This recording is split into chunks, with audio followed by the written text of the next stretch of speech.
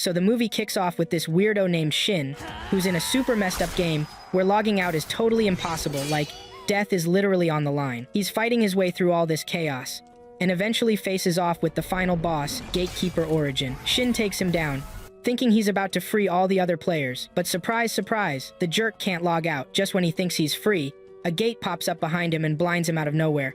Fast forward 500 years, and our boy wakes up in a field, totally shocked to see his stats improved when he checks his window. Not bad, right? He wonders if beating the final boss had something to do with it, but then he calms down, thinking if he can just beat the game, he'll be able to log out. But let's be real, this loser can't even find the logout button. He checks for other players, but surprise again, nothing shows up because he's not connected to the network. He feels like the game's messing with him, but he can still move his limbs, so he's tripping out, wondering if this is really reality. He screams and rolls around like a total mess. Realizing he's not gonna figure anything out just chilling there, he uses this bird item magic to head home. On his way, he spots this huge wall and castle and is like, when did all of this get built? When he finally gets home though, he finds a couple of useless bullies harassing some girl because she won't spill the beans on where her master is. They try to take her away, but smack into a barrier instead, and freak out when they encounter this massive, ugly creature, and the loudmouths run off, leaving the girl right there. The big, scary monster tries to mess with her, but Shin leaps in and takes it down like a total champ, leaving it flopped on the ground like a headless chicken just as she's blinking her eyes open. The girl thanks him for saving her, and introduces herself as Tira Lucent. He introduces himself as Shin. Tira's curious if he knows her master since he mentioned her name earlier, but Shin's just lost. She's surprised he doesn't know her master, Schnee Razor, who's the shopkeeper of the Moon Sanctum. After thinking hard, the only Schnee Shin can think of is a lady who was one of his support characters, so he asks where her master is, but she won't tell him because they just met, and those thugs were after the same info. Tira mentions she can send a message to her master, since that's her job, but it'll cost 1,000 jewels. Right before the $ lashes, Shin pulls out a gold jail coin from his magic item box and hands it over. Tira's like, how does a regular guy like you have something so valuable, only used by kings and fancy folks? To her, that gold jail is worth at least 10 billion jewels, but to Shin, it's basically pocket change. Tira's shocked and asks who he is, and he just plays it cool, saying he's just an ordinary adventurer and a high human at that. Tira drops the bomb that high humans went extinct during the Dusk of Prosperity, this big historical event from 500 years ago when tons of people just disappeared. So, yeah, the world's 500 years beyond the game's events. Shin thanks her, hands her the coin, and says he's looking forward to getting to know her. Tira, who's never seen wealth, can't believe he really wants to give it to her. She collects it, super excited to finally hold a gold jail coin she's dreamt of. Shin tells her it could really help her since elves do magic. He compliments her black hair, golden eyes, and beauty. But Tira is like, nah, it's just an illusion from my master to hide my identity. She goes on about how her black hair brings bad luck like monsters attacked her village all the time until she got kicked out. But her master rescued her and created the barrier, keeping her safe for 100 years. Shin figures it's because of the curse those losers were all about. He asks if there's a way to lift the curse, but she says not yet, her master is looking into it. She does admit she's okay living under the barrier, even if she can't leave it. When Shin asks if her hair has always been black, she says it used to be silver, but it changed one day when the curse hit her. Shin thinks about it for a sec, opens up his game window, and boom, sees she has a cursed gift, a random curse that changes her hair color and brings on the monster attacks. He tries to lift the curse with his powers, but only a bit of her hair turns back. Tira's thrilled to see her hair back to normal after a century. He tells her to try exiting the barrier, promising to handle any monsters that might appear. She's nervous, but brave enough to try. Nothing happens as they walk through the forest for a bit, and finally, with tears in her eyes, she feels so relieved to see the clear sky and experience the outdoors again. Tira thanks Shin, and he's stoked to help her out. And she mentions that her master won't be back for a while, and asks what he plans to do now. Shin's like, I want to check out a nearby town. He's super curious about the world and wants to see if his other support characters are out there since Schnee is alive and well. Tira remembers a place called Bayrelift Kingdom, which she thinks he should check out. She gives him a letter of introduction to help him bypass inspections. Shin's surprised she'd give him something like that so soon after meeting, but she says he deserves it for lifting her curse, and he seems cool and trustworthy. After a bit, Tira promises to let him know when her master returns, and he heads off to Bayrelift Kingdom. When he gets there, he's lucky enough to skip the long line thanks to that letter. A random dude tells him that the letter is basically his id to get an audience with the king, so he better hang on to it. This dude takes him to the Adventurers Guild, and then bounces. Shin thinks it'll be a solid place to get info, so he walks in. He meets the guild's attendant and tells her he wants to register as an adventurer, She points him in the direction of where to apply. When he gets there, he meets a girl who looks just like the first attendant. Turns out she's Silica, the older twin sister, and the first girl was named Celica. Shin pays the registration fee and fills out the paperwork for his guild card, which takes pretty much all day. In next scene, we see Shin chilling in the guild restaurant waiting for his food. He checks out the armor of other customers, realizing it's all lower quality than what he's used to in-game. A bit later, the old pervy Celica serves him his food, and he's shocked to find her in the kitchen. She claims she helps out when she's not busy. Shin digs into the food, and it actually tastes good. Then Celica leans in and whispers that she heard he has a letter of introduction from the Moon Sanctum. Shin nods, and she asks if she can verify it. He tells her to wait until he finishes eating. Just then, a muscular dude with a 2-mark face bursts onto the scene, introducing himself as Barlux Heim, the guildmaster. In a private room, Barlux is all about checking if the letter is the real deal. He lines up another letter of introduction next to Shin's, and those cards start glowing, confirming it's legit. Shin mentions Tira gave him the letter, and the guildmaster shares some things Tira might have forgotten to mention. Basically, this letter gets him through inspections in most places. All guilds accept it, and it can even score him a meeting with the king in places like Bayralik. It's like VIP access, super powerful, but yeah, tons of people are trying to snag it for no good reason. Barlux suggests destroying the letter in the guild if Shin's not feeling confident about keeping it safe. But Shin's got this. He insists he can protect it and that he won't let Tira down for trusting him. They end the meeting with a fist bump, and Barlux can't wait to see Shin unleash his skills. After a long day, Shin crashes at an inn, hoping for tomorrow so he can level up once he gets his guild card. The next day, he wakes up, but sadly, the dude just can't seem to wake up in the real world. He heads to the guild, and Celica compliments his new outfit. He blushes, thinking a bottom-tier adventurer shouldn't be looking all snazzy. She hands him his guild card, explaining there are 9 adventurer ranks from SS and S to A through G. He earns points to level up by finishing jobs, and he can only take jobs up to 2 ranks higher than his. Excitedly, Shin shows her the first job he picks off the board, which is harvesting hilt grass. Celica says there's a big need for it as a potion ingredient, and there's no time constraint. As Shin heads out, Celica thinks he's a weird dude for not showing off, even though Barlux knows just how skilled he really is. 3 hours of searching for hilt grass later, Shin is starting to wonder why he hasn't found any yet. The bro thought it'd be a total breeze.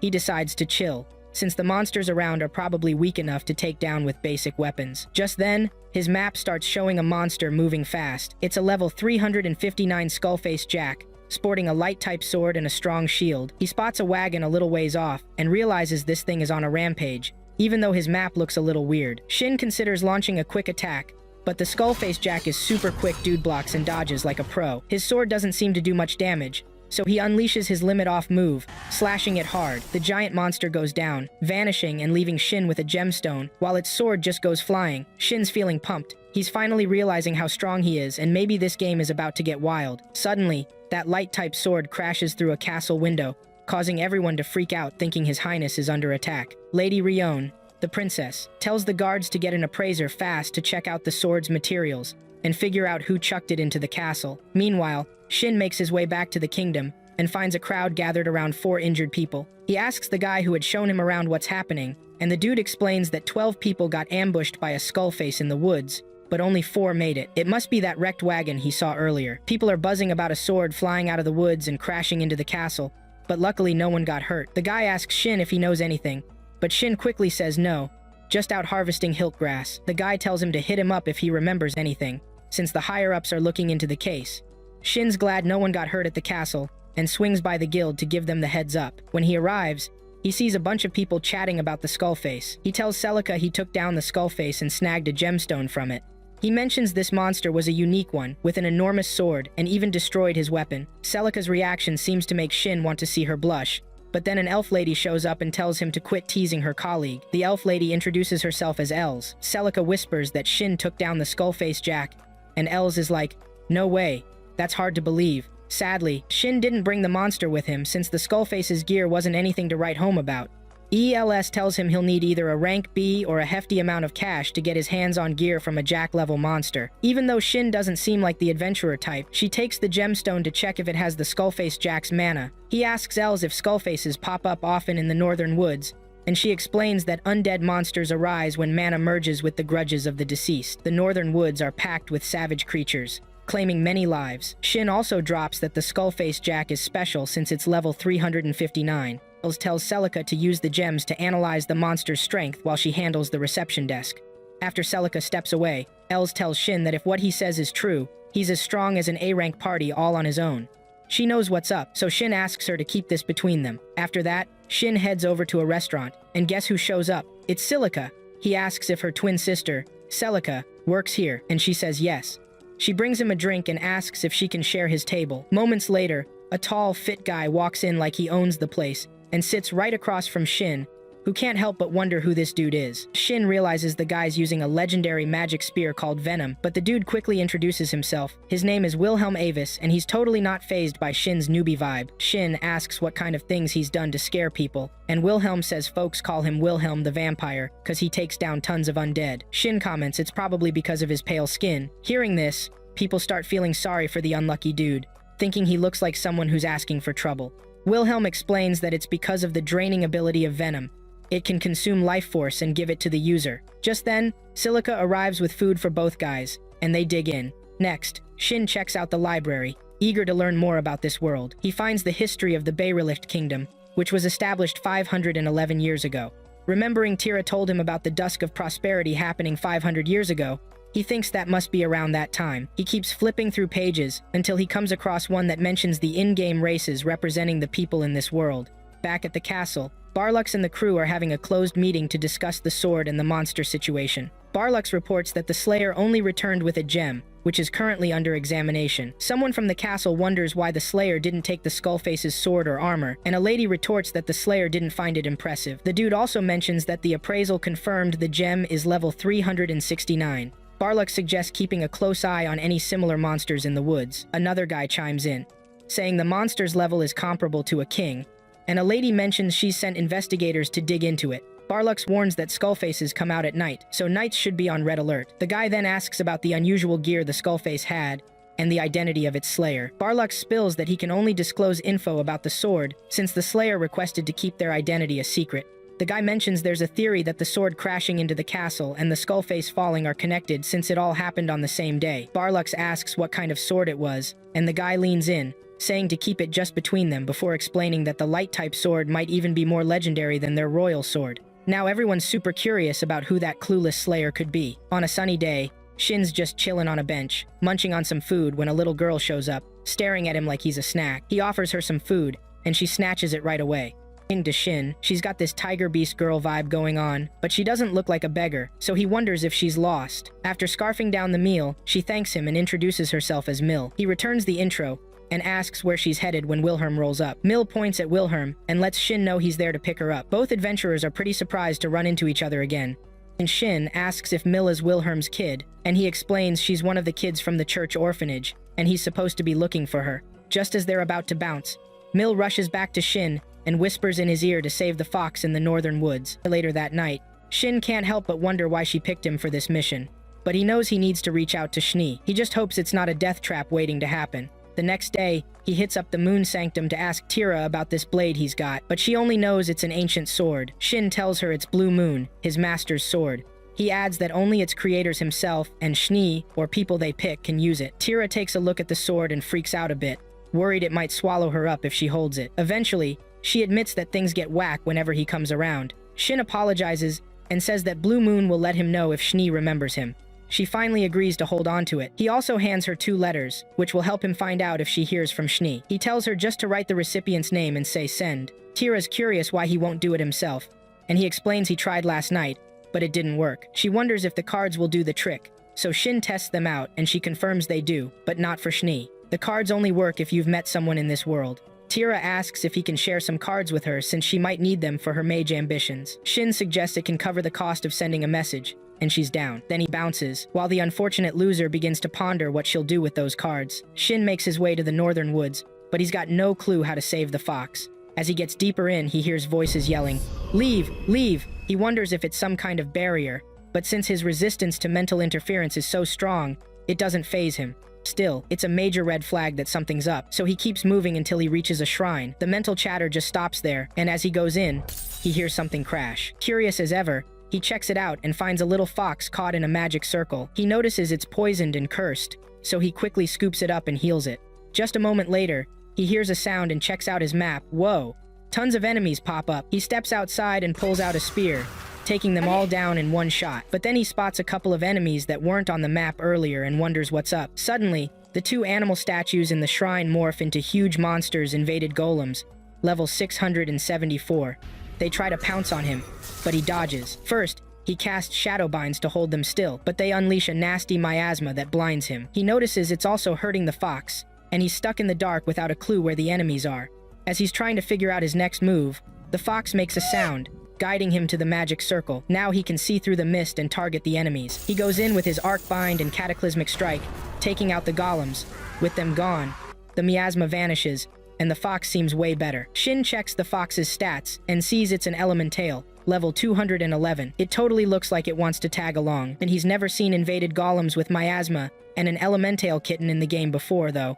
So maybe this is a clue on how to find his way back to his world. Meanwhile, Master Schnee gets a letter from Tira and wonders where she scored the magical item. She checks the letter and sees Shin's name on it. Shin steps out of the shrine, planning to report to the guild when he gets to town, but he's keeping the elemental a secret for now. Then, he tames the little fox on the condition that he keeps its level and species a mystery. He names it Yuzuha. Minutes later, he gets a message from Tira saying she sent her master a note and will let him know if she hears back. She also asks if it's possible to attach items to cards and send those too. He tells her to say hi to Schnee for him, and then heads over to the guild. When he gets to the guild, he reports to the two annoying twin sisters. They're trying super hard to grab his attention with their silliness, but he's not having it. He heads over to the job board and spots a skilled successor job needed at the orphanage next to a church in the west. He takes the job since it'll give him a chance to see Millie alone. Next thing, he arrives at the church orphanage and asks to see Millie about something. She lights up when she sees him and runs in for a hug. With how excited she is, the woman there can tell he's a good guy. Shin introduces himself as an adventurer, and the woman introduces herself as Trya, the church's nun.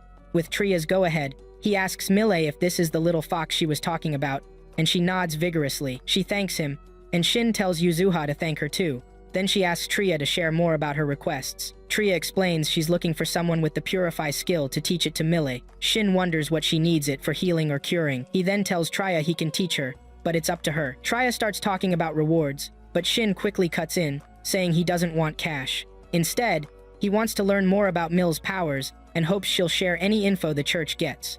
Tria pauses for a moment, trying to figure out what he's saying, until Mill assures her he's okay to go with it. Then, she accepts. Shin wants to know if anyone comes to the church with anything interesting to say, especially about Milla's powers. Tria tells him that Mille has the title of star composer and sometimes has wild visions, but they've never been wrong. She can predict his future. Tria thinks Mille might have asked him for help because she saw something. To keep her safe from bad folks, she's told her crew to be careful who they mention Mille's powers to. Then she brings up Wilhelm, who helps them and keeps the bad guys away from the kids. Hearing this, Shin takes the job. Tria tells him he'll also be teaching Lacia, the former priest's granddaughter, to learn the Purify skill. Shin thinks that makes sense, and she says it would help if Lacia inherited the church. All the kids in the orphanage are playing with Yuzuha while Shin and Mille hang out, watching everyone when one of the church sisters comes over and asks if he's going to save them. Shin's a bit confused about whether she means them or the nun, and she clarifies that it's about the nun potentially getting rid of the orphanage. She says the church doesn't have a current priest, so they need someone new. Shin asks why Tria can't take over, and she explains that it has to be someone with a special skill. That's why they need the Purify skill. She adds that the greedy current priest wants to shut down the orphanage, and the former priest's daughter might have a stronger claim to the church. Shin is blown away and asks why a priest would want to get rid of the orphanage. The sister tells him the priest's a bum who only cares about money. Right then, Mill jumps in, saying Shin will save them, which makes her feel a lot better. Shin asks the sister if Mill's usually right, and she nods. He pats Mill's head, and she turns all cute and blushy. A moment later, Tria steps out of the church, calling for Shin, and finds him chilling under a tree with all the kids snoozing all over him. Tria brings her sister Lacia over to meet Shin, and gives him the heads up that Lacia can be a bit clumsy, but is super hardworking. Shin tells Lacia that he'll teach her the Purify skill, but it's up to her to learn it. Then, he asks if they know where a bunch of powerful undead show up, and Tria says the ghost plains are the spot. Suddenly, Wilhelm pops in, recognizing Shin as the adventurer who took on the quest. He straight up asks Shin what he's after and what the sisters told him. Shin replies that they filled him in about Mill, and the adventurer from the orphanage who helps keep her secret safe. Tria backs Shin up, saying he's a good guy, plus Mill said it's cool. Wilhelm says if Mille trusts him, then he's good too. Shin reassures them he won't spill any beans or pull any shady stuff, but Wilhelm immediately points his venom spear at him, warning Shin better not mess up or he'll put him down. They joke about his impatient vibe, giving him a bit of a harsh review. Shin explains that Leisha needs to take out 200 undead over level 150 while holding a prayer orb to learn Purify. Leisha's all like, this is gonna take ages. To help her out, Shin says he'll weaken the monsters so Leisha can deal the final blow, which counts for her kill. He mentions that getting a prayer orb can be tough, but he's already got one, so they're set. The tall, fit dude, Wilhelm, thinks Shin's alright, but insists he can't leave Leisha alone with those high-level undead, so he says he'll tag along. Shin agrees, and Trya wishes Leisha good luck. Next morning, Shin and Yuzuha are strolling through the church corridor when they spot Wilhelm up ahead. He gets closer and asks if Shin's the chosen one, but Shin acts clueless. Wilhelm explains what it is, and when Shin asks about past lives, Wilhelm says nope, it's mostly just info about items and monsters.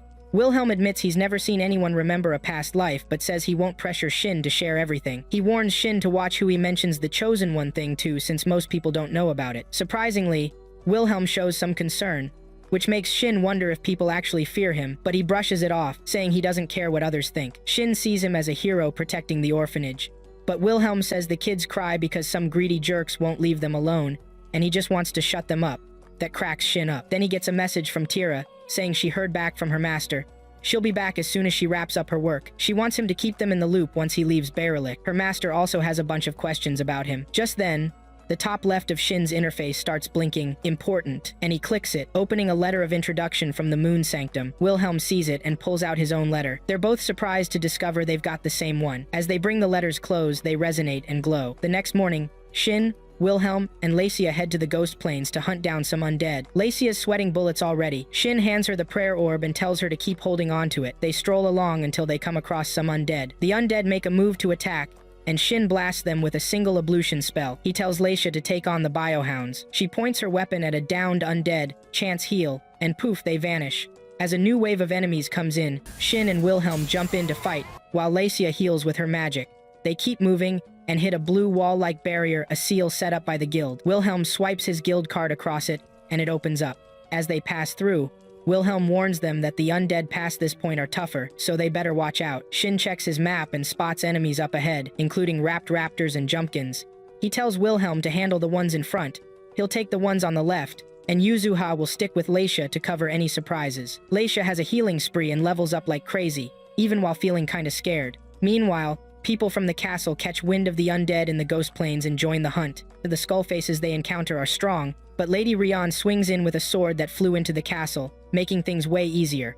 The elite squad from the castle struggles against a massive skullface, and a silver-haired elf called Schnee shows up to help take it down. And after they defeat the monster, Schnee heals everyone in the elite group with her wide heal magic. They recognize her and give her a bow, and she returns the gesture. The head of the elite group briefs her about the recent skullface sightings, and hopes the last one was the one she just killed. She mentions she'll keep searching, and reminds them to use their magical items if they run into any monsters. The tall, fit jerk takes down a big skullface, and Leisha suddenly feels weird as she's about to use her magic. Shin tells her the feeling means she's close to learning a new skill. She zones out, thinking she might be dead, but then her mind is flooded with how to use the Purify skill. Shin congratulates her on leveling up, and she's pumped that they can now save the orphanage. They plan to take a quick break before heading back to Berelict, but then they spot magical energy in the sky that revives the undead.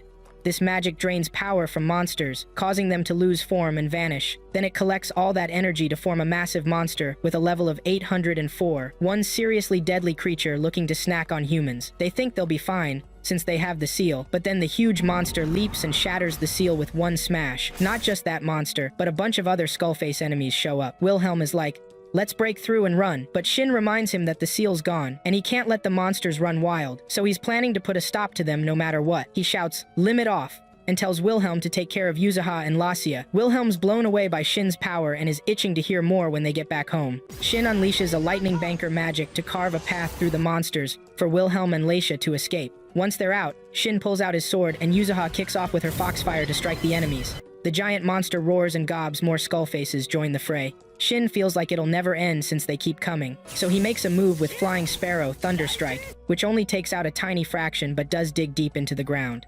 He wishes Schnee were around for backup. Suddenly, he spots a blue marker on his map getting closer and makes a quick dash to get nearer to it. Turns out the blue marker is Schnee, who had gotten lost. After a moment of silence, the enemies charge at them, and badass Yuzuha raises a giant wall to block them. Schnee hugs her weirdo master, Shin, hoping for some killer moves from him. Shin fumbles for words until he finally says, "Yo, I'm back," and she welcomes him with tears streaming down her face. Just then, Yuzuha gets exhausted, making the barrier fade, and the massive monster charges right at them. Now, they're forced to battle while promising to catch up later. They both chant Sanctuary to create a magical light circle in the sky, wiping out and vanishing the enemies. Finally, Shin takes his mighty sword and slashes the gigantic monster in half. Just before its soul escapes, it tries to plead, "Give that power to me," but its bluster is nothing to Shin. Then, Shin claims its gemstone. Right after they take down that massive monster, Shin's like, "Hey, can we chat for a sec?"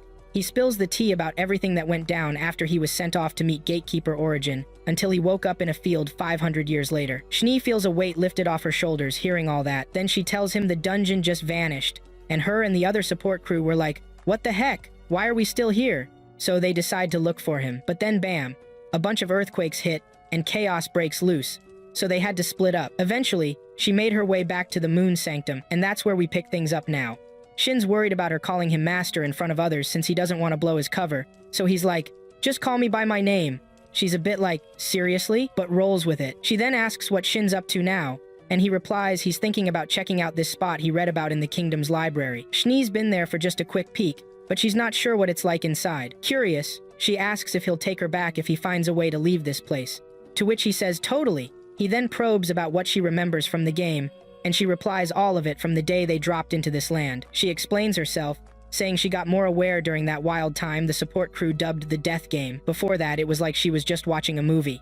In other words, those other characters knew they'd peace out once they logged off.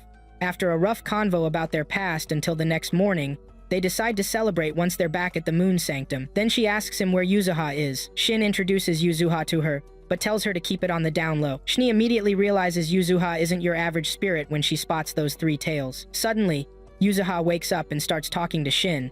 He's like, "No way," but Yuzuha's all clear-headed now that the giant monster's gone. He tells Yuzuha to keep it quiet around people and asks it to merge its three tails into one, which it does. Schnee picks Yuzuha up for some petting, and then they bolt out of the forest to catch up with Shin's buddy. Meanwhile, Wilhelm, the lazy dude with a ripped bod, is sprinting with Leisha on his back when they spot something barreling toward them at breakneck speed. They start to freak out, thinking it's the monster's allies coming for them. But surprise, Shin and Schnee pop up, causing Wilhelm to get a little flustered because he mixed them up while Leisha passes out. Back at the castle, the crew discovers the wrecked ground, but they have no clue what went down. Clueless as always, Princess Lady Ryo wonders who could have made that magical light circle in the sky that healed everyone and wiped out the monsters.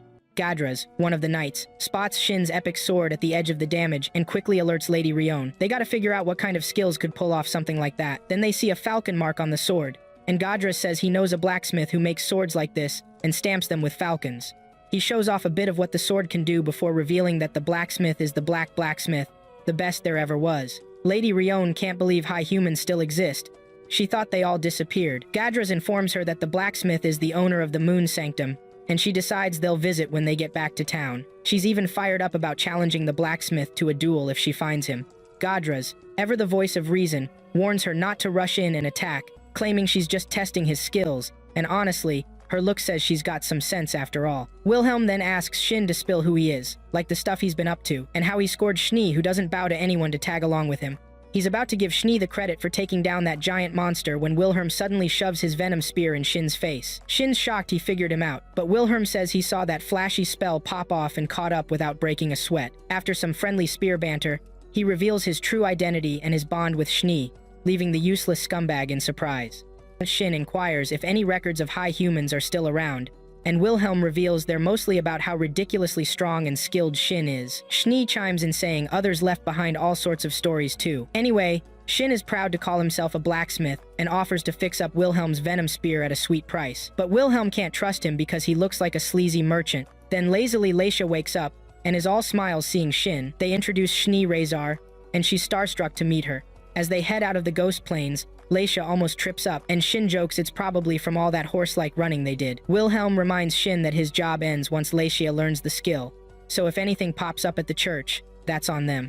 But Shin hands Wilhelm a card just in case things go sideways, and he grumbles that he'll only be in dire straits if he has to use it. Basically, it sounds like trouble is gonna find Shin soon. Shin's like, Bring it on! He can't ditch the first friend he made in Bayrelict or the kids he's trying to keep safe. So grab your popcorn, folks, because that phone call for help is coming. Finally, Shin and Schnee roll back into the moon sanctum late at night, smelling something delicious, so they decide to grab a bite before anything else. Tira rushes out from the inner room and hugs her master, almost spilling the beans on what she wanted to say in the letter before she calms down. Then Tira realizes the dude standing there is Shin and wonders how they ended up together, explaining that will take forever, so they decide to eat first. Tira freaks out when her master announces Shin's joining them for dinner. Schnee feels a bit dumb for not telling Tira that Shin is the moon sanctum's owner. Tira's completely floored that the owner is a legendary high human. Shin introduced himself when they first met, but I guess Tira didn't take that seriously. Fearful of getting kicked out, she quickly apologizes. Then Shin introduces his chatty elemental buddy, Yuzuha. Everything is brand new to Tira. Schnee whips up a killer dinner and claims she snagged the best of the best for this special occasion, but she can't elaborate because, well, time. Shin glows about the high-end ingredients Schnee used, but Tira yells that nobody would even think about getting those fancy ingredients, let alone actually cook with them. They share some heartfelt thanks for the meal and dig into the food, with both Shin and Tira begging for seconds. After dinner, Shin's kinda bothered thinking about his other support characters, so he asks Schnee about them. She tells him they all figured it was better not to stress over him. Shin appreciates that it's at least easier not to look for someone who might not even be there.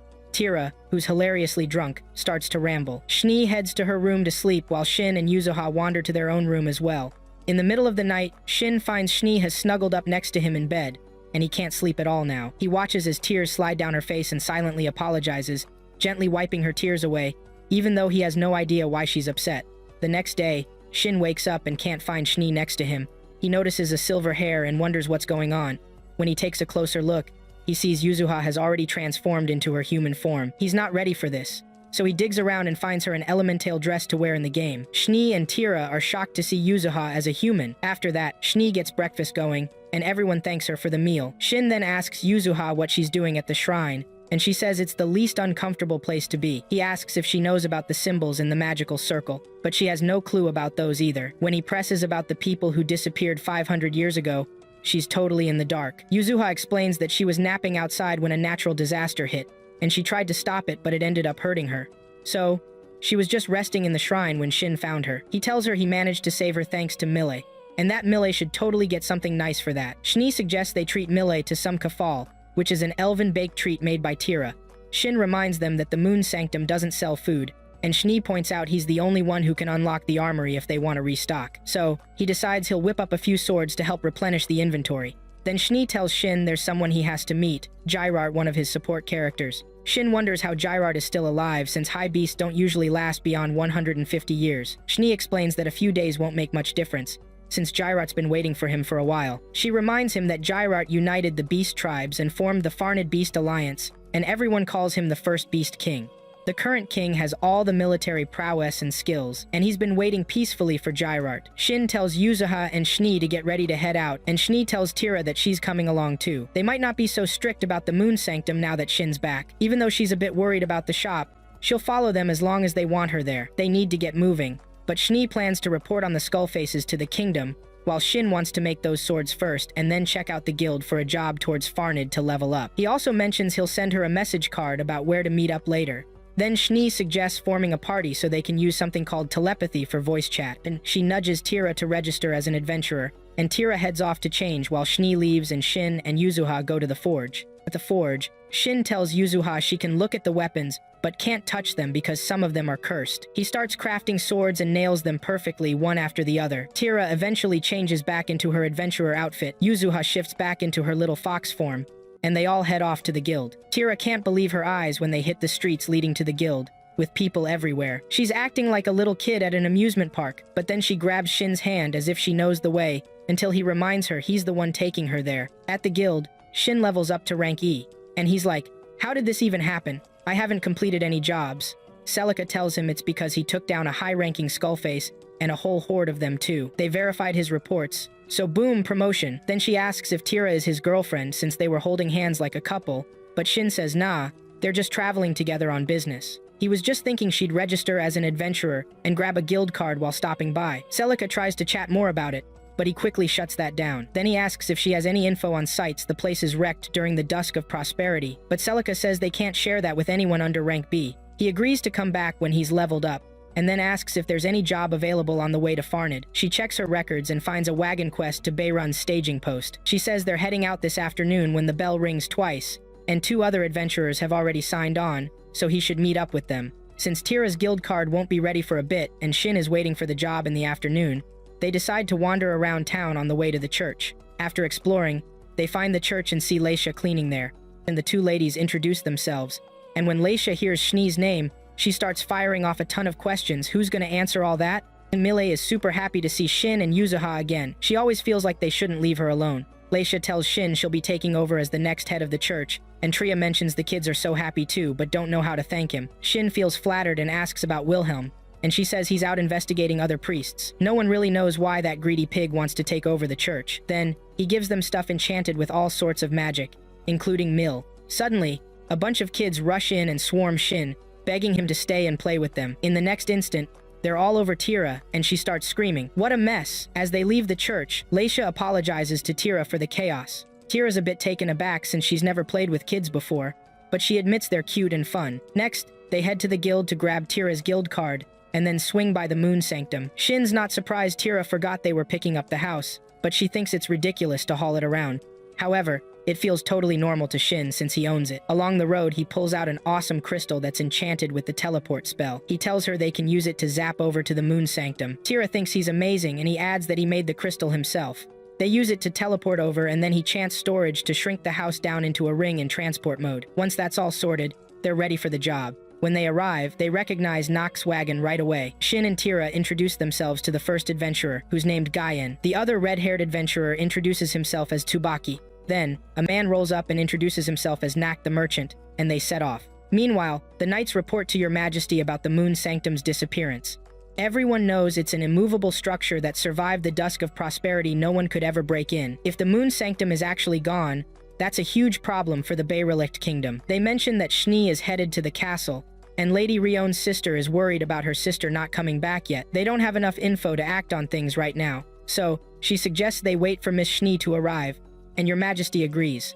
On their way to Beirun through the forest, Shin tells Tira that anyone taking escort jobs needs to be capable and confident, since bandits are more likely to attack than monsters. Then they decide to introduce themselves again. Gaien is an A-ranked samurai but seems a bit useless with magic. Tsubaki is an E-ranked boxer who can cast support spells to boost speed. Tira, a newbie alchemist ranked G, can use a bow, a sword, and even heal spells. Shin, like Gaien, is also a samurai, ranked E, and dabbles in fire and lightning magic. And we can't forget Yuzuha, Shin's little monster. Both Gaien and Tsubaki are impressed that Shin is a samurai who can also cast spells and even has a monster that likes him. Tsubaki thinks Shin might be from Hinamoto since most samurai come from there. Hinamoto is a wild island nation born from a natural disaster and home to tons of samurai and shinobi guilds. Shin asks Gaien about the common guilds in Hinamoto, and he lists Kasho Fugetsu, Majin Keppuroku, and Kuromiko Jinja. These sound like guilds straight out of a game, right? Out of nowhere, some armed bandits stop their wagon and threaten to kill them if they don't hand over all their cash and loot. Nock is trembling like a leaf, so Shin tells him to get in the wagon while Yuzuha stands guard. The bandits say they won't get excited unless they hear some screaming.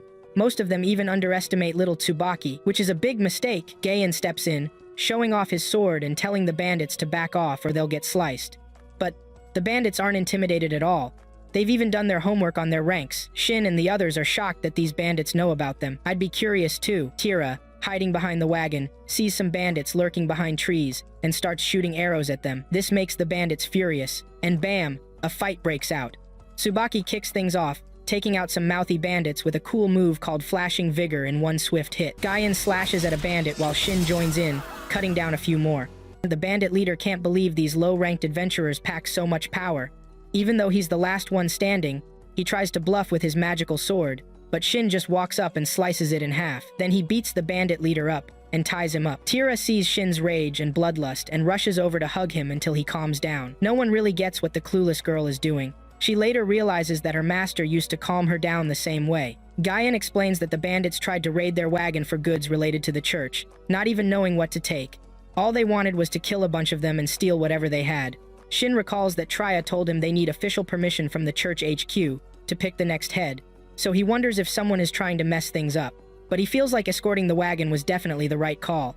They finally roll into Beirun, and Nack thanks them while giving them certificates as job completion rewards. which they can cash in at the guild. They head to the guild to report in, and afterward, Guyan and Tsubaki are off to Kilmont, while Shin and Tira plan to go to Farned. Since Farned is quite a trek, Shin suggests they grab a wagon. When they get to the wagon shop, they find all the wagons look pretty similar, so Shin thinks it'd be better to modify one to reduce the shaking and improve the wheel movement for a smoother ride. It's a bit flashy, but in a good way. They want a spacious one that can fit luggage and allow them to sleep comfortably when Schnee arrives. The wagon seller advises them to get horses with strong legs to pull the wagon they want.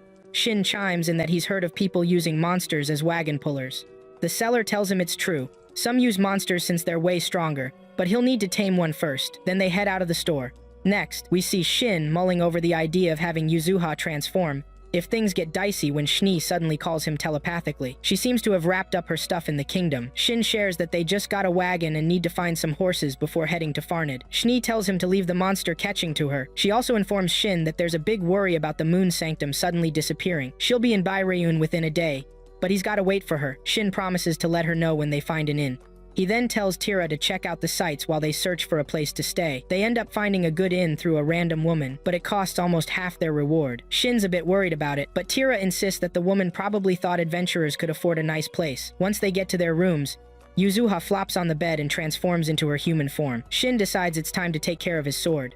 Tira pops in to ask if he'd let her master know they're staying in the city. He tells her she'll meet them here, but he can't say when. Soon after, they have dinner in their room, and Shin gets up for a quick bath. Unfortunately for him, Yuzuha and Tira beat him to it, so he just continues working on his weapons. But they start acting silly, distracting him, so he steps away from the bathroom. The next morning, Shin gets back to working on the wagon until Schnee shows up, and Tira decides to watch him mod it. To her amazement, Shin tweaks the wheels to stop the shaking in less than a minute. He decides to install the bearings to avoid attracting too much attention. Just then, Schnee calls him to let him know she's outside the woods near the north gate, and he says they'll be there as soon as possible. Shin has to wrap up at the wagon shop, and then they're off to meet Schnee. They arrive in the woods, and there's a massive monster called Grufazio Jade, level 751, that Schnee caught.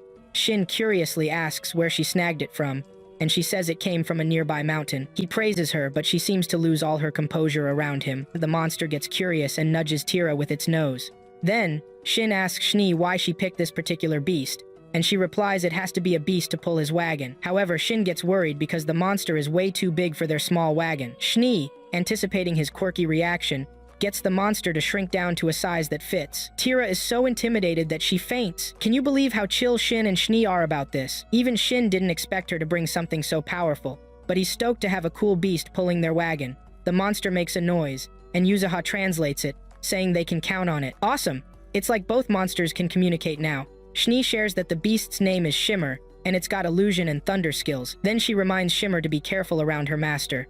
Shin gets Shimmer hitched up to their wagon, and they're set to go visit an old buddy, Jairart, in Farned. Even with Shin's best efforts, they attract tons of attention.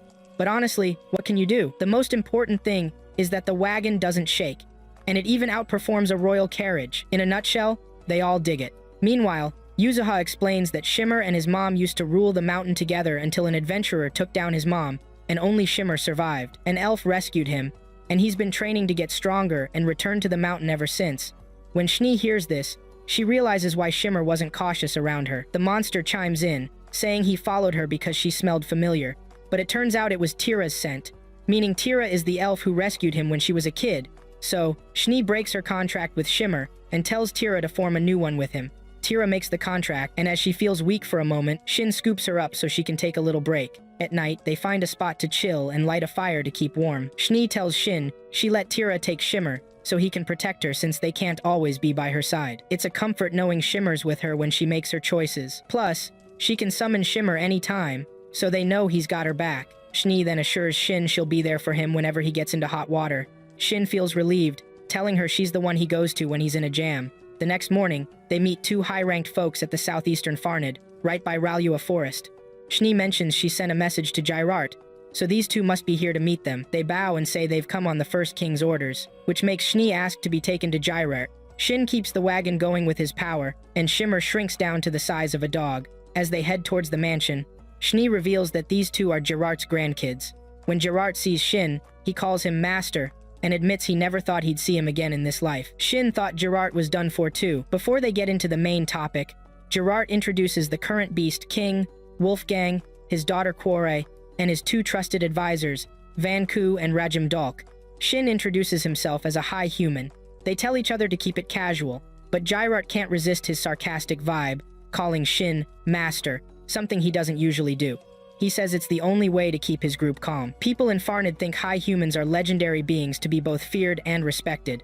Jirard and Shin reminisce about their last big monster hunt, sharing a laugh. Jirard wants to boast about founding a nation, but Schnee already spilled the tea, so that's not really news. Schnee figures it's better she mentioned it, instead of letting Jirard exaggerate. She then brews some tea as they continue chatting. Shin shares the same story he told Schnee with Gerart, who's also been looking for him, but wasn't able to find him. Before Shin can bring anything else up, Gerart quickly tells him he's got less than a month left to live. Surprised, Shin asks how he knows this, and Gerart mentions he's felt off for weeks, but it hit him when Schnee told him about Shin. Then, Jirard challenges Shin to a duel. He wants to fight him, the strongest warrior. Oh my god, right? Shin wonders if Jirard wants to go out in a blaze of glory, but Jirard can't help wishing for that, still. Shin accepts the challenge and asks if Jirard has informed his team. Jirard says he told them about his life expectancy, but hasn't mentioned the duel yet. He plans to do that soon. He also notes that his two advisors, Vanku and Rajim Dalk, have fought by his side since Shin vanished. Both of them are older beasts, just like Gerart. Then he praises Wolfgang as an amazing ruler who genuinely listens to his people and walks alongside them. He adds Wolfgang's already a solid replacement for him. His only regret is never getting to duel Shin. Later that night, Jirard talks to his group about where he wants to die and reveals he's asked Shin for a duel before his time is up, setting the date for a week later. Kor isn't cool with this at all. She wonders if everyone's just gonna sit around while their master talks about this stuff. But Jirard reassures her he's had a long life, and she'll understand why he's lived so long in a week. She doesn't really have a choice but to respect her master's wishes. Jirard tells them they'll battle in Ralua Forest, claiming this fight will be the final epic showdown of his life, and he wants them to be there to witness it. Shin helps Gerart get his shield weapon back into top shape in the blacksmith room of the Moon Sanctum. Gerart feels like he's taken a trip back in time when he sees it. Then, he asks if Shin plans to return to his world if he finds a way home, leaving Schnee behind. After some thought, Shin says he would go home, that's why he's been fighting. This surprises Gerart, but he can't really do anything about it. Shin wishes everything could be resolved at once for him and Schnee, but the truth is, you can't always get what you want. He tells Gerart he's looking forward to the next day, duel day. The next day, Gerart is totally pumped and ready for the duel, and they all head to Ralua Forest in Shin's wagon. Even his crew hasn't seen him grin like this for ages. When they arrive, Schnee encourages Shin to give it his all and not sweat the small stuff. She bows and tells him she'll leave Jirart's fate in his hands. Wolfgang and Quor also vow to remember Jirart's teachings as the first king. Then the fight kicks off with some warm-ups while everyone watches. The warm-up feels like nostalgia from their fights 500 years ago, even though it seriously feels like the sky might fall. Jirart transforms into a massive fang and recalls that Shin said he'd fight hard without relying on the titles he earned by defeating the final boss, cause that wouldn't be fair. But Jirart still wants to go all out against Shin, believing this is the only moment his fangs can reach him. Shin makes the first move, but Jirart dodges and pops up behind him, underestimating Shin's speed. Shin blocks Jirart's attack with his sword, and then channels some major energy to throw at him. Shin tries to counter it, but it's a tough battle. Jirart keeps slipping behind him for sneak attacks, but Shin evades them every time. Going all in, Shin uses haze, while Jirart counters with legendary excellence at the same time. The sheer power from both sides shatters Shin's sword into pieces, while only nicking Jirart's fang a bit. In the end, Jirart lands a solid hit on Shin before collapsing and reverting to his human form. Shin is impressed with Jirart's strategy, and the fact that he managed to hit him. Jirart boasts that he didn't live for 500 years for nothing.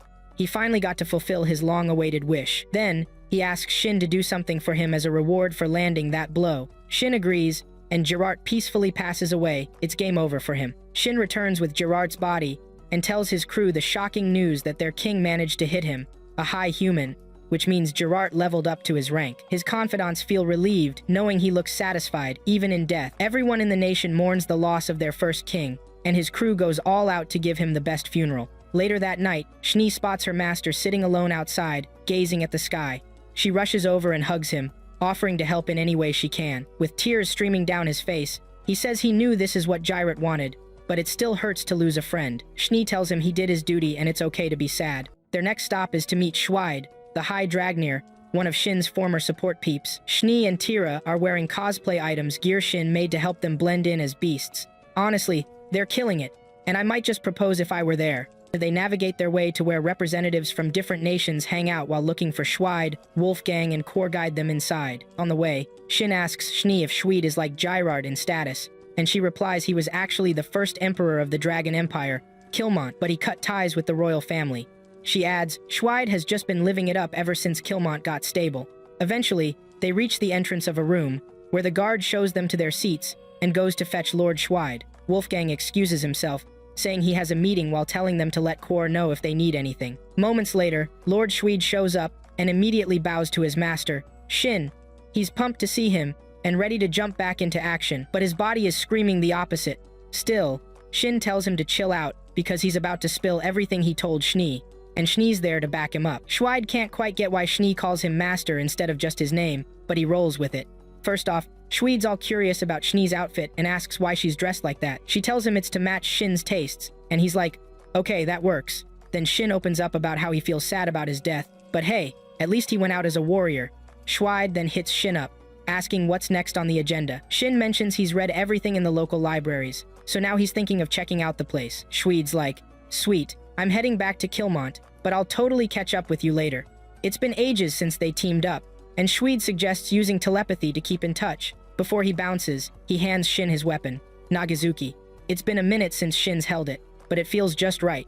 Shin mentions he kept it in good shape, and Schweid can tell it's way more powerful than the Nagazuki he remembers. Shin's mana control has leveled up big time since fixing Jirart's gear, making it like 5 times stronger. Everyone's totally impressed. At the guild, Shin's itching to level up his adventurer rank, aiming for at least a C, so he decides to tackle some goblins as his next gig. Quor asks if she can join in. Shin's like, sure thing, and she adds she'll finish her other work after. She's been checking out the Ralua forest from that duel they had, making sure it's bouncing back. The place looked like a tornado hit a party and never cleaned up. But Shin asks if he can tag along since he was part of the duel, and she's down for that. First, they're off to hunt goblins, then to the Ralua forest to check it out, and wow, the forest is back to normal. Quor says they need to look at the new trees and see if anything's off. She tells them to grab any weird herbs they spot. At the day's end, they report back to the guild to confirm everything is cool. The guild worker hands Shin a letter from Barlux, the guild master of the Bayrelict branch. The letter says he needs to head to Bayrelict as soon as possible, right at the palace. He wonders what's up with that and realizes it's probably about the unique Skullface Jack's sword that crashed into the castle. Now he's got to head there and sort it out before leveling up. Schnee and Tira are in, and Quore wants to join, but she's stuck in her country. So he asks to see Wolfgang before heading out for Bayrelict to give him Geirart's Death Moon, the handfang weapon of Geirart. He mentions it's already changed owners, so Wolfgang can pass it to whoever. Wolfgang's amazed and asks how he got it since he thought they were destroyed in the duel. Shin explains he fixed it up so it was no biggie. He confesses Gerart wanted him to have it once the duel was done. He tests it out, and it fits perfectly, so Wolfgang takes it on. Instead of the slow wagon, he uses his crystal item to teleport to a different spot. He checks his map and realizes someone's keeping tabs on them, but he uses his stealth skill. Maybe they're expecting the Moon Sanctum to appear right there, but they forgot it can move. Speaking of the Moon Sanctum, Schnee gets jittery thinking Shin might vanish again, but she quickly changes her tune when he looks her way. They head out, and Shin reminds them he's summoned by Barlux. They roll into the Bayrelict Guild, and Shin updates the 2 clown-themed twin sisters about the letter from the Guildmaster. Silica heads off to fetch the Guildmaster. Shin asks Celica if she knows what it's about. She says not really, but she expected him to get summoned soon since he's not your average adventurer. Celica teases him about always hanging out with girls, but Shin insists he has guy friends too. He brings up Wilhelm, who he worked with on a side job, and the guild goes dead silent like a graveyard. Celica tells him Wilhelm rarely teams up, and he's got a ton of rumors swirling around him, making him hard to approach, but Shin knows Wilhelm is the real deal. After a few minutes, Celica returns and leads Shin to meet the guildmaster. Inside, he meets Barlux and Arid Royal, who's the gem appraiser for the guild. Barlux tells Shin that Arid checked out that skullface gem he brought in earlier. Shin asks why he was called in. Instead of answering, Arid asks if Shin knows about the sword that crashed into the castle. Shin plays it cool and says he's heard the gossip too. Arijed explains the huge sword landed in the second princess's bedroom, but thankfully, nobody got hurt. He mentions the sword's elemental enchantment, and materials are super impressive, possibly on par with the king's royal sword. The gem from the skullface Shin took down had some serious mana. It's high level for sure. Shin asks how they figured out he was involved. Arid, being the appraiser, says he was told to check out the sword, and the mana left on it matched the gem he brought. They followed the trail and pieced it together. Now with the scoop, the guild can't keep it a secret. Not even Barlux can help. Barlux mentions the only reason it's not worse is that he has a letter from the Moon Sanctum. Getting to the point, Barlux reveals it's the second princess, Lady Ryo, who called for him, and Shin's nervous. She might want to put him on blast for almost hurting royalty. Barlux reassures him he won't be punished, since Lady Ryo's fought Skullfaces herself and knows Shin had to go all out. Shin fills Schnee and Tira in on everything he discussed with Barlux and Aradi. Schnee suggests they might try to recruit him hard or even think about marrying him off to a noble. This totally bums Shin out at the thought of going there. But Schnee says he can just turn down any offers. Plus, they'd lose a huge asset if he bailed on his crew. So that should be enough to say no. Schnee jokes. He could tell them she's his fiancé or even claim he's betrothed to Tira if they start playing the marriage game. Then Yuzuha shifts to her human form and yells that she'll be Shin's fiancé. Hilarious antics follow. The next day, Shin's rocking a red uniform as he heads to the palace. Upon arrival, the guard notifies Gadras, who then appears to escort him into the palace. Shin notices Gadras is level 188, definitely one of the kingdom's top dogs. Once he arrives at the princess's room, she thanks him for coming and introduces herself as Ryon Citrail Bayrelict, the second princess. Shin bows and introduces himself as the adventurer, but she waves off the formality, saying he can just call her Ryon. Without wasting time, Shin asks why he's been summoned. She cuts to the chase.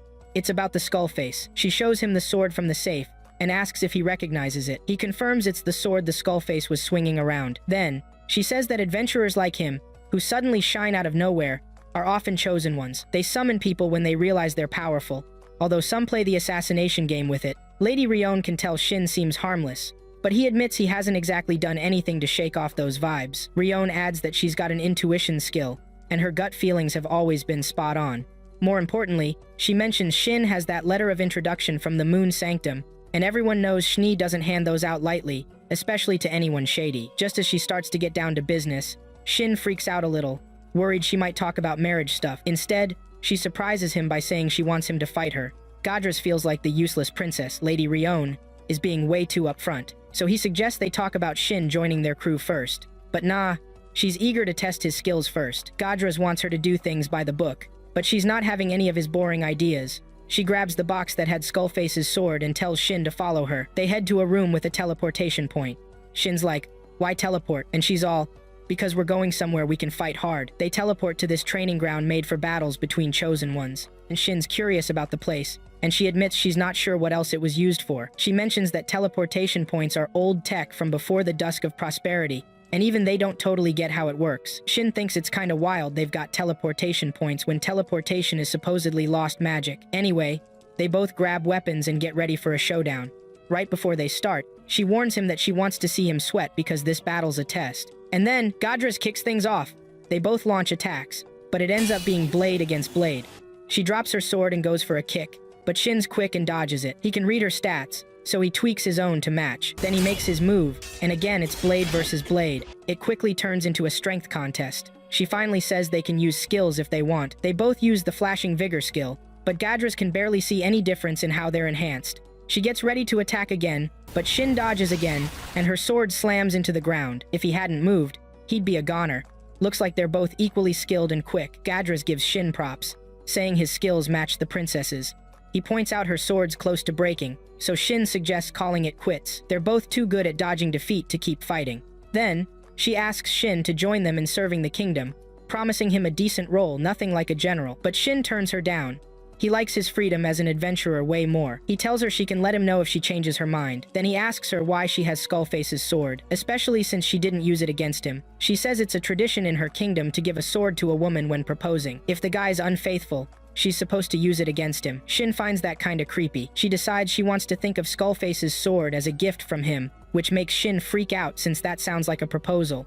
He quickly clarifies it was just an accident when the sword flew. She agrees not to push it. Gadras warns him that some people are plotting to twist this into a setup to arrest him as a criminal and force him into serving the kingdom. Lady Ryon suggests they play it off as tribute. Shin's way cooler with that setup than a marriage proposal, making it so Lady Ryon officially gets a powerful weapon. She says Shin can shake off the kingdom pressure, but Gadras thinks it's still weird. Ryon promises to pay Shin for the sword from her stash. Seeing they both benefit from this deal, she begs him to let her keep the sword. Shin, wanting to stick with his adventurer life, says she can keep it and won't take any money, only asking for access to the magical library's restricted zones.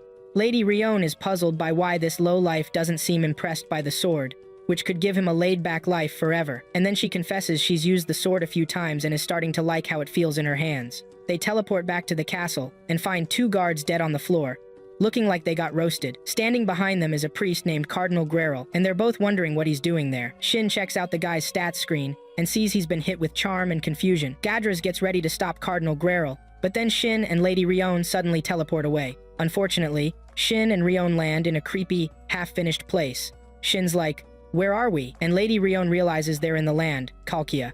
It looks like the set of a horror movie. They seem to be all alone here. Ryo wonders what could make a priest as powerful as Cardinal Greril go crazy. Shin thinks they need to book it out of there, so he asks if she can use telepathy, but she says no since she's not in a party with anyone. So Shin decides to reach out to his friends, Shni and Tira, to let them know where to meet. He asks her about any nearby cities, and she mentions Valmer, the only city you pass to get in or out of Bayrelict. Luckily, Shni's call comes in right at the moment, and she's worriedly asking if Shin is okay. He reassures her, saying he's fine. She's scared he might ditch them again since he vanished so suddenly, so he explains what's going on, and they think someone's controlling Cardinal Greril. Shni mentions that using mind-affecting skills is taboo. Even royals get executed for that. If that's true, someone is definitely lurking around. Shin says he can teleport out but doubts Ryo and her crew will let him bounce using lost magic. He asks Shni if she can hold down the fort while he's gone, and she confirms she's got it. He tells her to let them meet up at Valmer. Shni tells Tira that Shin's alright and says they need to head to the palace for some urgent business. On their way to the palace, Shni lets Tira know that Shin got into some trouble with a demon, a monster born from miasma. She describes them as total scumbags who love making people suffer, and the main difference is they get supercharged by miasma. They can even disguise themselves as other monsters. She explains that the more human-like a demon is, the tougher and smarter it is, and they're ranked by that. So it's likely they're dealing with a relatively intelligent demon around Count class level, probably between 300 to 400, since this one could control a guy.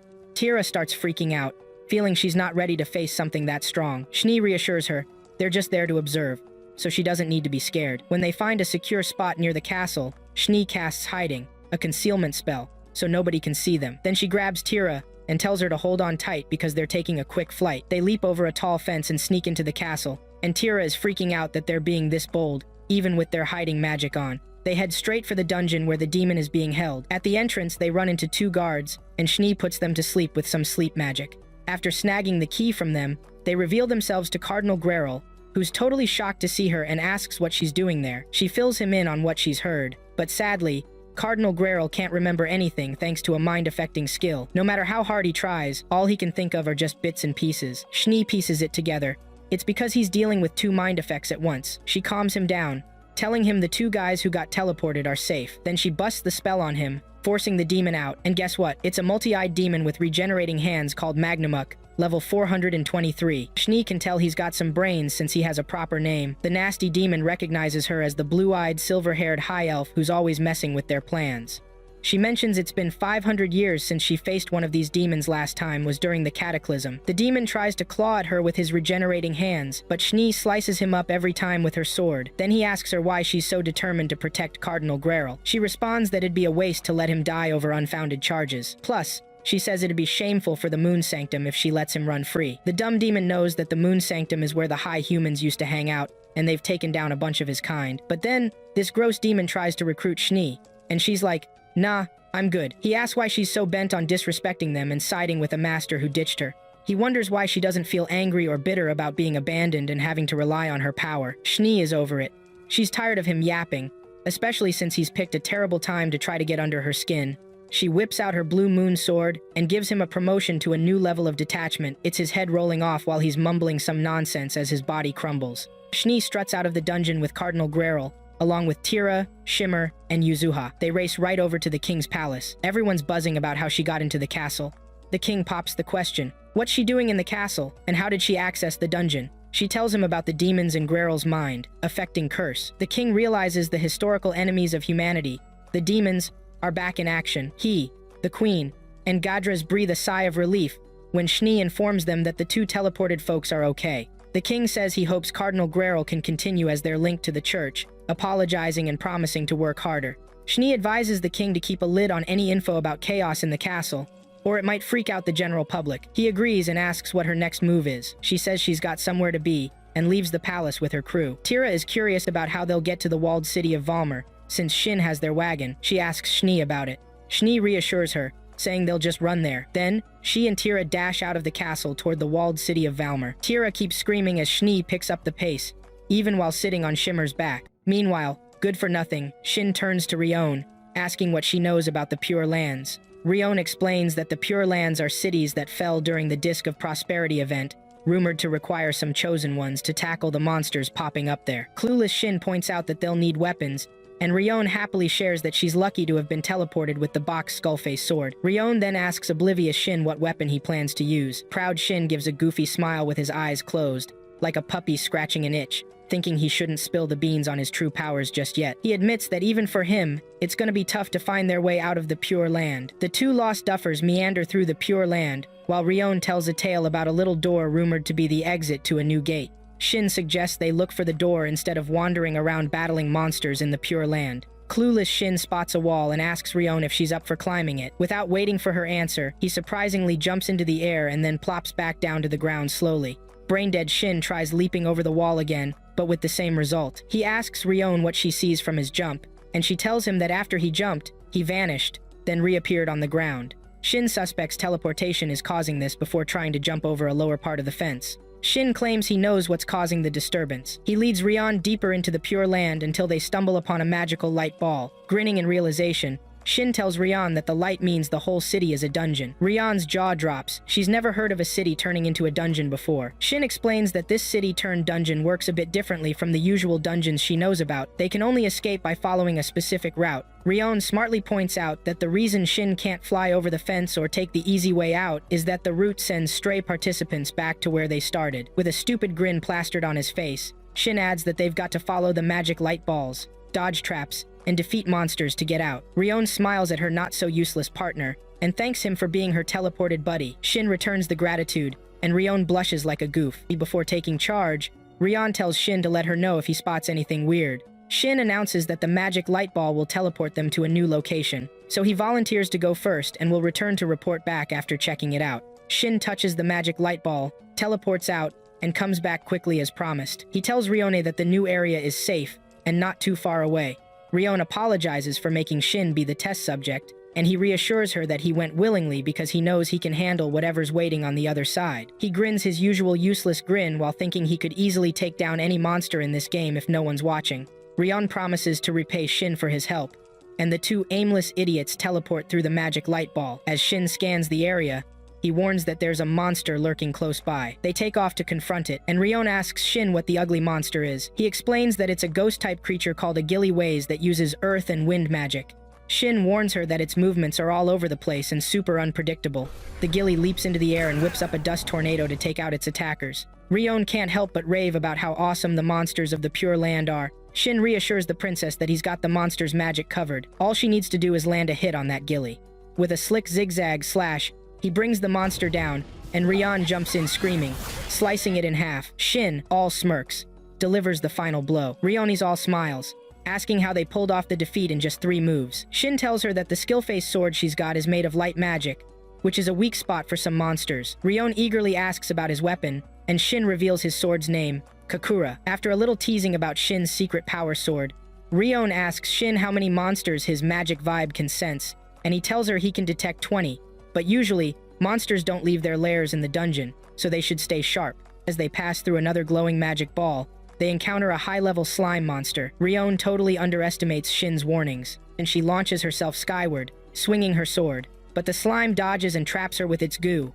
The slime starts melting her clothes, so Shin rushes in to destroy it. With a clueless expression, he starts chatting about teaming up against the slime. Ryo smirks, noting how casual he's gotten with her since they first met. Caught off guard, Shin avoids her gaze and awkwardly points out that a good chunk of her clothes is gone thanks to the slime. Ryo squeals and hides. Shin offers her his jacket, shivering a bit from the cold. Ryo remarks on how he has a ton of clothes, and Shin nervously explains that most were gifts along with the tools. As they patrol, Shin asks if Ryo can use magic, but she points out they hardly ever fight with it. Shin shares his plan to teach her a spell, and after the lessons, they wander around and find an egg-shaped monster. Shin notes, it feels like the dungeon is trying to purge them. The egg hatches, and boom, a massive griffin monster bursts out, shooting freezing energy everywhere. Without missing a beat, Shin scoops Ryone up and flies out just in time before the blast hits. Once they're safe, Ryone asks to be set down and wonders what they can do next. Shin tells her to hit from behind while he distracts the monster. Ryon grins, teasing if her silly partner can handle the job. Shin assures her he doubts the monster will hit him, and if it does, he's tough enough to take it. He takes off, drawing the monster's attention and throwing finger blades at it. While the beast roars, Ryon spots an opening, jumping up to attack repeatedly. But the griffin smacks her with its wing, and she's shocked at its strength. Shin calls out to her to look up, and as she watches him, she asks if they've taken it down. Shin grins, insisting the griffin monster is gone. But then, surprise, the monster regenerates completely. It wails into the sky, slamming them with ice-cold breath, and they bolt for their lives. Ryon asks Shin how to actually take this thing down. Shin thinks hard, then asks her for a favor. When he tells her to find the gate-opening device herself, Ryon's shocked, but Shin ignores her, saying he'll buy her time while she finds the mechanism. Ryon wants to know why she's messing with that, and Shin explains the monster's fast regeneration likely comes from a spell, and that there's probably something linked to the opening mechanism. Ryon realizes opening the gate could give them a chance to immobilize the griffin, allowing for a getaway. With a silly grin, Shin jokes that monsters love putting on shows. Then, soaring into the air, he apologizes to Ryon and confesses that he's gonna unleash his max power, spell or no spell. And with Ryon out of the way, he unleashes a powerful slash that annihilates the monster. The griffin's head regenerates, and Shin cheerfully declares he'll use it as a lab rat to test his power. After taking down the regenerated monster for the 30th time, Shin decides to try something new. A white sphere appears in the monster's chest. Pulling Shin in, he hurls a fire attack, but the sphere absorbs it, wrapping him in golden light, letting him break free from the monster's grip. Shin hits the dumb giant and notices it can't regenerate. He slashes the monster's neck, watching it vanish into thin air. Ryon strolls over, asking what just exploded and where the griffin went. Shin tells her he wiped it out while she was gone. Outside the dungeon, Shin informs Ryon they need to meet up with a friend in the next town. Schnee gets a message from Shin saying he'll be camping out with the princess for the night, so she tells Tira and the mythical creatures to get moving. At night, by the campfire, Shin volunteers for the first watch and pours Ryon some tea. Ryon quips how he's so prepared for their night out, as if he planned it. Shin explains he used to travel with a magic item box. Ryon admires him and inches closer, trying to annoy him into joining the army, but Shin says no way. She points out it feels great to finally chat with someone who speaks their mind. Shin asks if she has a good relationship with her family, but Ryon admits it's not so great. Shin mentions he's always free to chat, and it's then he notices Ryon has snuggled up against him. The next morning, a battalion of Skull faces heads toward the next town where they're supposed to meet Schnee and the others. Ryon wonders why a huge wave of monsters is rolling toward Valmer. She explains that the monsters' movements resemble a flood. Shin's confused, asking what a flood is. Ryon explains that a flood happens when magic spills over from the Pure Land, gathers enough force, and releases a ton of monsters. Plus, the Mist Garuda protects the area around the Pure Land, and Valmer is the only way to avoid getting caught in it. She goes on to say that Valmer is fortified to act as a last line of defense against those magic floods, but when it faces a serious flood, it typically suffers significant casualties.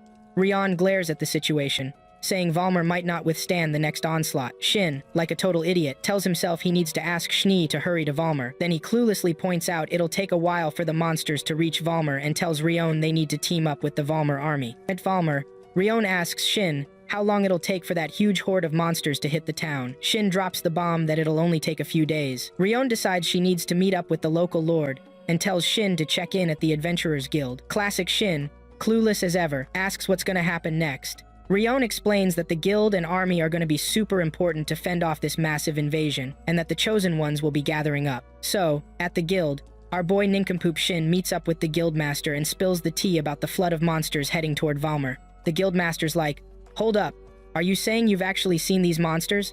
And Shin answers that he witnessed a ton of nasty creatures moving in from the Pure Land. If it's true, the guildmaster says they gotta start prepping as soon as possible. To back himself up, Shin whips out his Moon Sanctum intro card to show he's serious. He suggests the guildmaster check with the local lord if he still doubts him, since Ryon is already with the lord. The guildmaster assures Shin he trusts him and announces they're going into emergency mode. He also adds that if Ryone's talking with the lord, the army will spring into action. They're planning to start evacuating the townspeople as soon as they get the word. He snaps at his assistant to contact every guild rep. Once she's out, the guildmaster asks Shin what he wants to do. Dumb Shin, in all his heroics, volunteers to stick around and help defend the town. The guildmaster thanks him, but points out they're low on weapons. Shin starts daydreaming about a signboard around town. Just then, Schnee hits him up to let him know she's almost at Valmer. He tells her to let the guildmaster know she's down to join the fight against the flood. Then, he asks Schnee about that signboard he was zoning out on, but she's clueless. Suddenly, he bumps into a short blonde elf, Beret, who totally recognizes him and fangirls over meeting Shin. Shin can't believe he's meeting a friend side character from the game. Sipping tea at a cafe, Beret asks if Shin's planning to join Valmer's army to fight the flood. Slowpoke Shin confirms he is, mentioning he just spoke to the guildmaster. Beret is like, dude, why didn't you just wipe out the flood right away? And Shin explains it's cause he was with the second princess of Bayrelict and couldn't go all out in front of her. Beret grins, teasing that he can totally see a princess proposing to Shin. Shin laughs, admitting the second princess is actually into him, which is why he's trying not to use his full strength. Beret offers to help him whenever he needs it, but Shin suddenly remembers something. He awkwardly asks about that signboard again, and Beret tells him it belongs to his old buddy Hibinako. Shin's mind is blown. Hibineko's still in the game world. Beret names a few friends of Shin's in Valmer, saying they're out of the city on errands but doing fine. Shin thought they were toast from the death game. Beret asks him not to freak out and pulls out a list of players in the game world. When Shin sees the list, he realizes every name on it is connected to him. Beret hands him another list, this one detailing known player killers. Shin's heart sinks as he remembers how those killers wiped out so many of his friends during the death game. Beret explains that when players first popped up in their world, Schnee insisted they hunt down player killers right away. Shin admits Schnee never spilled the tea about other players. Beret calls her lack of mentioned betrayal. Shin laughs off the hypocrisy, and Beret points out that side characters shouldn't keep critical info from their masters. He mentions that although Schnee is his follower, she deserves a slap on the wrist for not keeping him in the loop. Shin stands by Schnee, saying she'd never betray him, but then flashes back to her acting clueless about the signboard. Beret goes back on his previous comment, saying with Schnee's personality, she wouldn't try to hurt Shin by hiding anything. Too bad, the seed of distrust is already planted. Shin says out loud that Schnee would never betray him. Just then, Beret has to start prepping for the flood. When Shin asks if Beret's fighting with the army, he denies it, saying Valmer's safe as long as Shin's around. While strolling through town, Shin tells Schnee that after doing some digging on floods, he found out a major power player has shown up among the lower-level hordes a few times. The bigger the flood, the more likely that jerk shows up. Out of nowhere, Yuzuha gives Shin a hug, and he asks Tira where Schnee is. The next day, Tira asks where Shin's off to, and he explains he needs to see the Chosen Ones at the Lord's castle. He notes that Schnee came back late last night, so he didn't get to ask her about those player killers or any other players lurking around. He recalls Beret calling Schnee a traitor. The Lord of Valmer welcomes Shin and introduces him to his board of officials. The Lord outlines their battle plans, and Tira feels bad for the knights under Schnee. After waiting for the monsters, surprise, none show up. The gang regroups to discuss what's going on. Schnee mentions she's seen floods that do a vanishing act like this before, and adds that after disappearing, the monsters suddenly pop up and attack the town. Shin's like, this sounds like an event from the game. Schnee's eyes widen as she says there's a chance a powerful individual is leading this huge flood, aka the event boss. On their way to the Moon Sanctum, Shin asks Schnee if she used massive spells in guild battles while he was gone. She says nah, she can manage most things with her standard area of effect spells. Once at the Moon Sanctum, Shin crafts a giant bow for Tira. As the troops and everyone stand by for the flood, Schnee says there's something she wants to talk about after the battle. Monsters start heading toward Valmer, and Schnee unleashes a massive blue magic attack on them. Tira and Yuzuha are hyped for Schnee, and Ryo gives the order for the troops to attack. Shin points out, this flood isn't your run-of-the-mill monster swarm, and asks Schnee to fire off her blue light spell again, but she uses the Servant Master connection to tell Shin she can't keep pulling off big area attacks like that. Shin leaps into the air, wielding his fiery sword, incinerating the surrounding monsters. Before Ryo can lead the charge against the creatures, Tira takes a shot, hitting right in the middle of the horde, causing a huge explosion. Ryo smirks at Tira's excitement and dives into the fray. Suddenly, a massive monster comes at Ryo, and when Tira tries to help, she stumbles, saying she drained a ton of mana with that last attack. Yuzuha tries to talk Tira out of shooting again, but Tira insists she needs to help Ryo.